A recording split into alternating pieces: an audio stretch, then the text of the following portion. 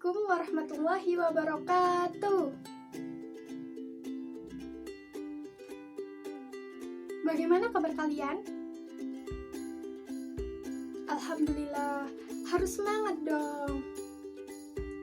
Sudah siap untuk belajar hari ini? Harus siap. Sebelum memulai pelajaran hari ini, kita berdoa terlebih dahulu. Silahkan ketua kelas untuk memimpin.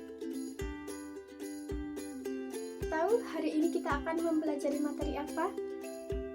Nah, pada pertemuan sebelumnya kan kita sudah menyelesaikan materi yang ada pada bab pertama. Maka dari itu, hari ini kita akan memulai materi yang kedua, yaitu mengenai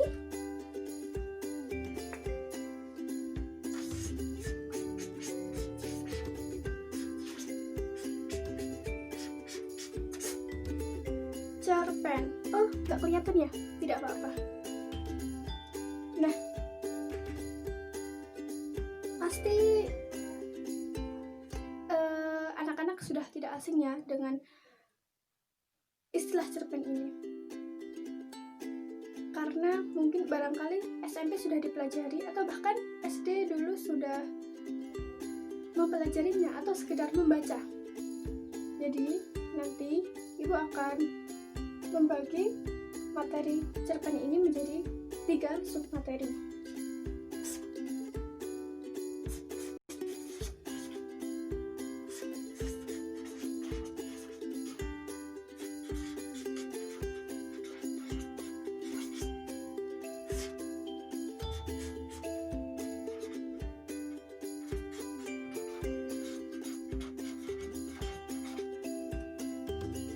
Submateri yang pertama yaitu kita akan mengenali cerpen. Apa itu cerpen? Yang kedua yaitu nanti kita akan mempelajari unsur-unsur intrinsik.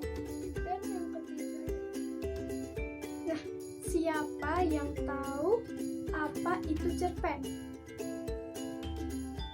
Ya, singkatannya cerita pendek ya. Jadi cerpen adalah suatu cerita yang berdasarkan wujudnya berbentuk pendek.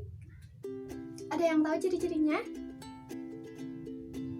Jumlah katanya sekitar 500 sampai 5000 kata. Iya, tokohnya itu terbatas dan latarnya pun juga terbatas. Biasanya temanya itu lebih sederhana daripada novel atau karya-karya sastra yang lain.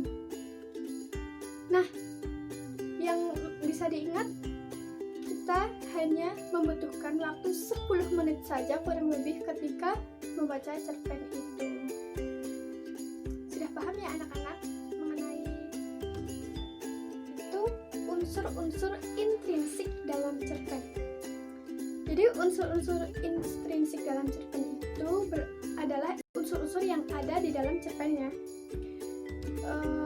Untuk mendalaminya agar memahaminya lebih jauh, anak-anak bisa buka buku paket halaman 38. Di situ ada cerpen singkat yang berjudul tentang anak bermalasan. Silahkan untuk membacanya satu persatu dari pojok ya. Nanti bergantian, selanjutnya pinggirnya, lalu nanti pojok kanan. Nah, biasanya ketika kita sudah membaca cerpen, kita akan lebih mudah mencari unsur-unsur yang ada dalam cerpen. Nah, kira-kira unsur-unsur apa saja yang ada dalam cerpen? Pertama, tema. Tema adalah gagasan utama dari cerita. Yang kedua yaitu tokoh dan penokohan. Yang ketiga ada alur. Yang keempat ada sudut pandang. Yang kelima gaya bahasa. Dan yang keenam apa lagi? Latar dan amanat. Nah, sekarang silahkan teman-teman untuk membentuk kelompok. Agar lebih mudah, silahkan ketua kelas untuk membagi kelompoknya masing-masing. Kemudian cari unsur-unsur yang ada dalam cerpen yang sudah mau maju untuk presentasi. Ya, silahkan. Kepada kelompok yang sudah mempresentasikan yang sudah disampaikan teman-teman kalian, unsur-unsur dalam cerpen itu ada 7. Yang pertama yaitu tokoh. Tadi tokoh dalam cerpen tadi siapa?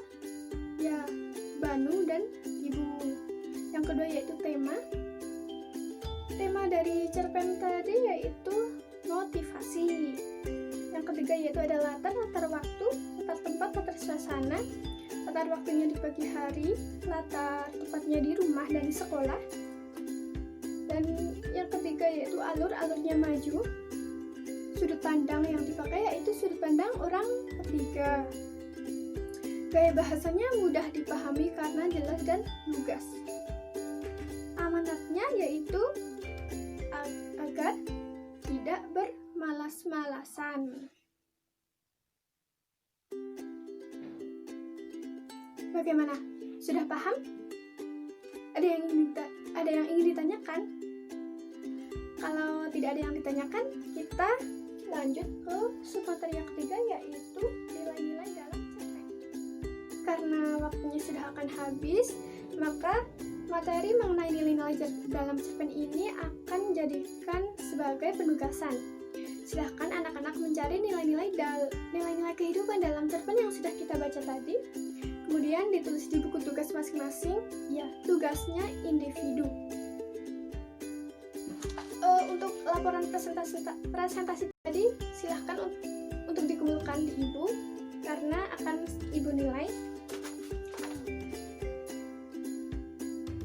Sudah paham dengan tugasnya? Ibu akan memberi contoh sedikit mengenai tugasnya. Jadi dalam cerpen tersebut terdapat nilai budaya. Nilai budaya itu seperti nilai-nilai yang atau kebiasaan yang ada dalam budaya masyarakat. Minggu adalah hari libur yang ditunggu kaum rebahan, malas beraktivitas. Nah, kalimat tersebut merupakan kalimat yang memiliki nilai kehidupan, ya, nilai budaya, kebiasaan. Tugasnya untuk di rumah, untuk pelajaran hari ini, mari kita tutup dengan berdoa.